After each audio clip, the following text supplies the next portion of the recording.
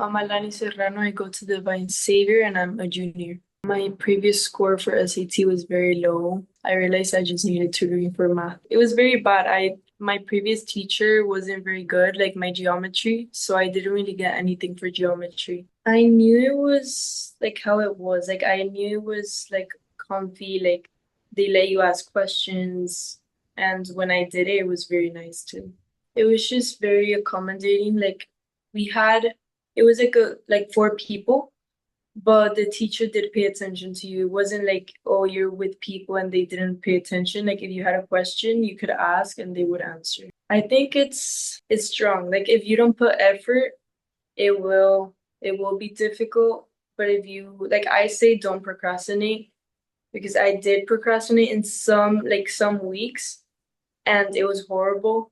But in the weeks that I was like doing the work when they told me to and following their plan, it was very good. Que sí que se los recomiendo porque vi el progreso en ti, en tus resultados. Yeah, my previous one, it was 440 for math. And the one I have now, like in December, it was 610. So it was a 170 point increase. I mean, now I know that the tutoring did work, like the work that I put during those months, it was worth it.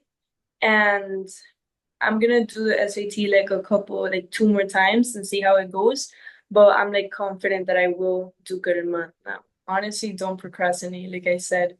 Like there was weeks that I didn't, but there was a couple of weeks that like just because I didn't like I had school homework and I just wasn't prioritizing piece of pie, I would procrastinate and I would do it like last minute.